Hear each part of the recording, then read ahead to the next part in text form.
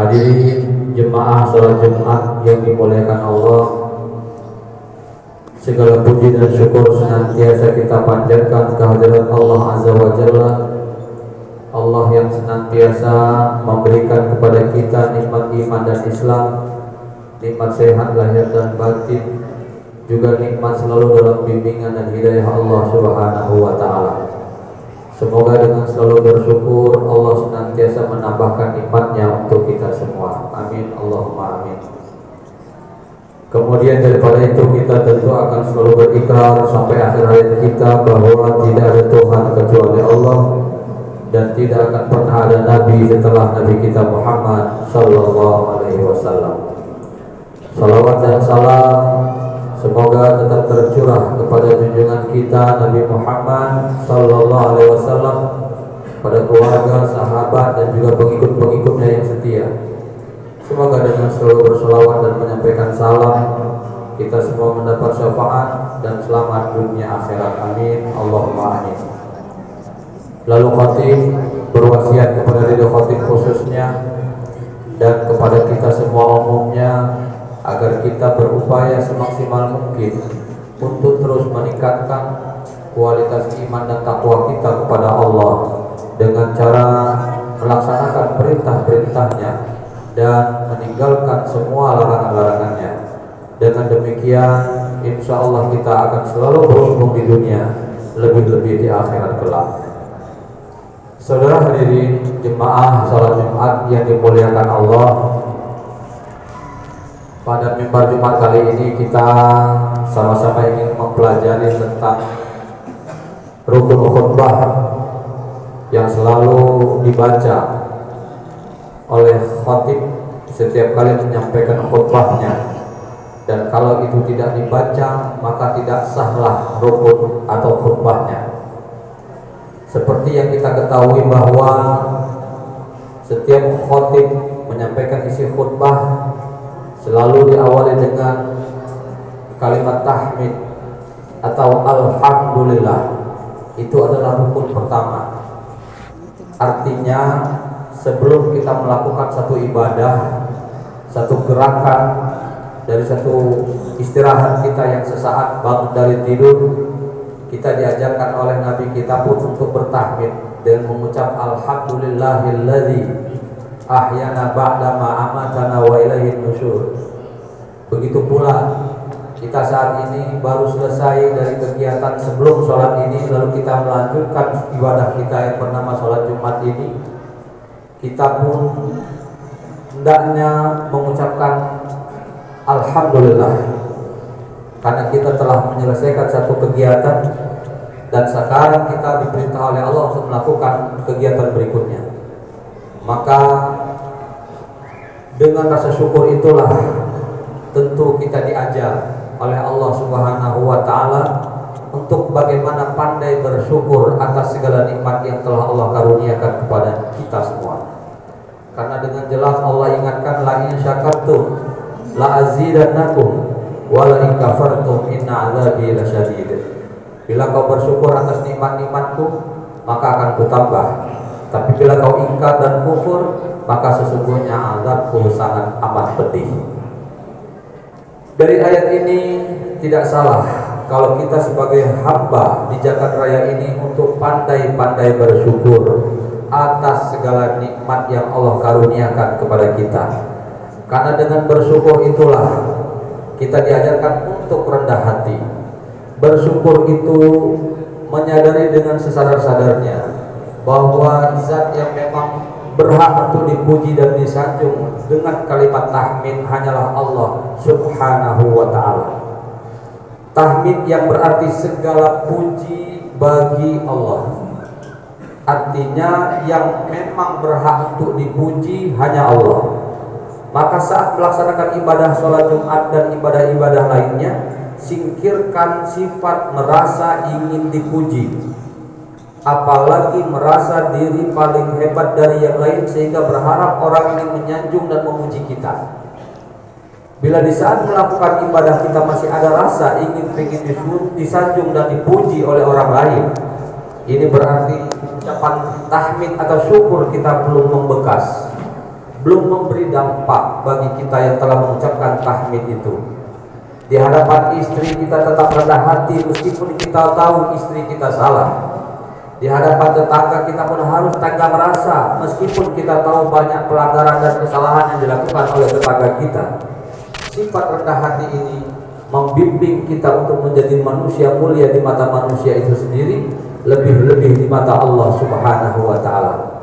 Sejarah masa lalu telah membuktikan betapa banyaknya orang yang tidak memahami makna tahmid, tidak mau bersyukur atas karunia Allah, sehingga dia menyombongkan diri, bahkan menjadikan dirinya Tuhan. Kita ingat tentu bagaimana nasib Fir'aun yang telah mengikrarkan diri sebagai Tuhan, seolah-olah dialah maha segala-galanya di jagat raya ini. Tapi saat Allah tenggelamkan dia di dalam lautan, apakah mungkin dia bisa membantu dan menolong dirinya? Di sanalah kita hendaknya mengaca. Sehebat dan sekuat apapun yang kita miliki, tidak akan pernah bisa melawan kemahakuasaan Allah Subhanahu wa taala.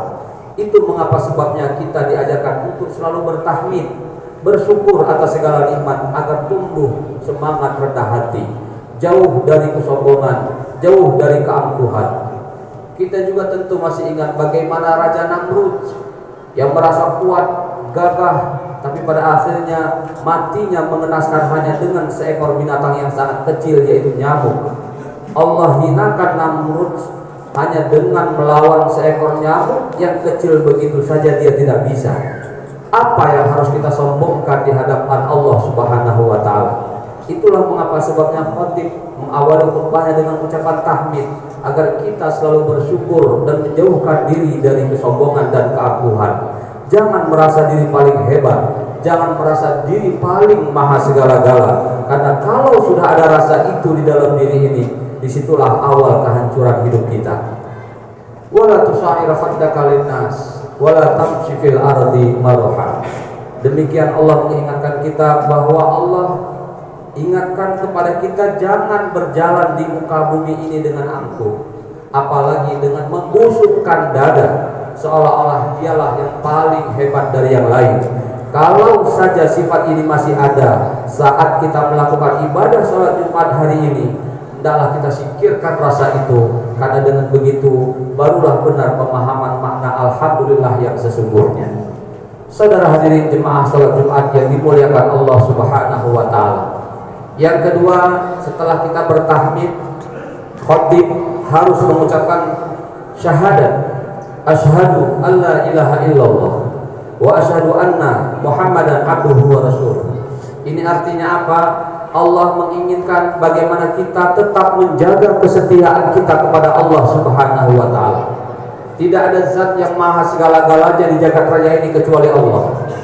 Tidak ada Tuhan untuk tempat kita bergantung kecuali hanya kepada Allah Subhanahu wa taala. Dan mau menjadikan Nabi kita Muhammad sallallahu alaihi wasallam sebagai utusannya, sebagai panutan dalam hidup kita. Kalau ikrar ini sudah benar, kalau dua kalimat syahadat kita benar, apapun dan bagaimanapun kondisi kita, saya yakin seyakin-yakinnya ibadah kepada Allah tetap akan dilakukan, meskipun hanya dengan melakukannya lewat isyarat. Karena memang begitu Rasulullah mengingatkan kita, bila saat kita beribadah tidak bisa berdiri, kita dianjurkan boleh untuk dalam keadaan duduk. Bila duduk kita tidak bisa, dianjurkan kita untuk berbaring. Berbaring juga tidak bisa, maka langkah terakhir dalam ibadah adalah dengan memakai isyarat. Isyarat gerakan mata boleh bila mana organ tubuh sudah tidak lagi bisa digerakkan. Itulah pentingnya ikrar di hadapan Allah Subhanahu wa taala sebagai pembuktian kesetiaan cinta dan taat kita kepada Allah Subhanahu wa taala. Lalu yang ketiga adalah sholawat kepada Nabi Muhammad sallallahu alaihi wasallam. Allahumma sholli ala sayyidina Muhammad wa ala ali sayyidina Muhammad adalah rukun khutbah yang ketiga. Sholawat ini penting dan harus kita lakukan setiap saat, kapanpun dan dimanapun, karena itu salah satu cara kita untuk bisa menjaga kesetiaan kita kepada Allah Subhanahu wa taala. Barometer yang hendaknya kita jadikan untuk bisa lebih dekat kepada Allah Subhanahu wa taala, tentu bagaimana kita bisa lebih dekat dan intens membuktikan kecintaan kita kepada kekasihnya, yaitu Nabi Muhammad sallallahu alaihi wasallam.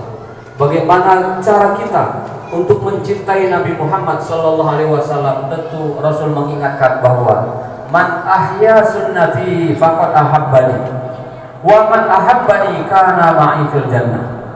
Siapa yang menghidup-hidupkan sunnahku, mau melaksanakan apa-apa yang dilaksanakan oleh Rasulullah sallallahu alaihi wasallam, maka dia telah membuktikan cintanya kepadaku. Maka siapa orang yang telah membuktikan cintanya kepadaku, tidak ada tempat baginya kecuali kelak dia akan bersamaku di dalam surganya Allah Subhanahu wa taala. Inilah cara membuktikan cinta kita kepada Nabi Muhammad sallallahu alaihi wasallam. Mau menghidupkan amalan-amalan sunnah, mulai dari kebiasaan kita mau tidur, mau makan, mau belajar, mau segala macam aktivitas yang kita lakukan, kita tiru dan kita lakukan apa-apa yang telah dilakukan oleh Nabi Muhammad. Nabi Muhammad makan dengan menggunakan tangan kanan, kita ikuti sunnah itu. Nabi Muhammad memakai pakaiannya dengan dimulai dari sebelah kanan, kita mulai dengan sebelah kanan. Nabi Muhammad masuk ke dalam suatu tempat ibadah memulai dari kaki kanannya terlebih dahulu. Kita pun masuk ke dalam masjid ini dengan memulai dengan kaki kanan kita terlebih dahulu. Begitu mudah dan ringan untuk bisa mengikuti sunnah-sunnah Nabi Muhammad sallallahu alaihi wasallam. Tapi seringkali kita terkecoh dengan tipu daya dunia yang seringkali membuat kita lupa dan lalai. Maka hati-hatilah dengan fata morgana dunia, dengan kenikmatan dunia yang rasanya nikmat tapi sesungguhnya telah membutakan kita. Semoga dengan bersolawat Allah bimbing kita untuk semakin dekat kepada Nabi Muhammad dan lebih mencintai Allah Subhanahu wa taala, sehingga bila kesetiaan kepada Allah dijaga dengan mau mengikuti sunnah-sunnah Nabi Muhammad, maka yakin dan percayalah Allah akan selalu setia dan mencintai kita semua. Lalu rukun khutbah yang keempat adalah wasiat. Usini wa iyyakum bitaqwallah. Begitu bunyi khutbah yang diucapkan oleh khatib sebagai rukun khutbah yang keempat, yaitu aku wasiatkan kepada diriku dan kepada kita semua. Dan wasiat yang paling berharga di hadapan Allah dan Rasulnya adalah takwa. Usini wa iyyakum bitaqwallah. Wasiat yang paling berharga dan paling membuat kita untuk bisa tetap setia dan taat kepada Rasulnya adalah takwa. Takwa yang berarti melaksanakan semua perintah-perintah Allah dan menjauhi semua larangan-larangannya. Takwa dapat membimbing kita untuk menjadi manusia yang baik. Takwa dapat membimbing kita untuk lebih dekat dengan Al-Quran. Takwa membimbing kita untuk bisa lebih menjadi orang tua yang bertanggung jawab. Takwa membimbing kita bisa menjadi hamba yang pandai bersyukur, sehingga takwa yang membekas dalam kehidupan manusia ini benar-benar memberi keberuntungan bagi kita, baik di jagat raya ini apalagi kelak di hadapan Allah Subhanahu wa taala. Wa may yattaqillaha yaj'al lahu makhraja wa yarzuqhu min haitsu la yahtasib. Allah ingatkan kepada kita bahwa siapa yang bertakwa kepadaku, maka dia akan aku berikan jalan keluar dari setiap kesusahan hidupnya. Bukan hanya itu, tapi dia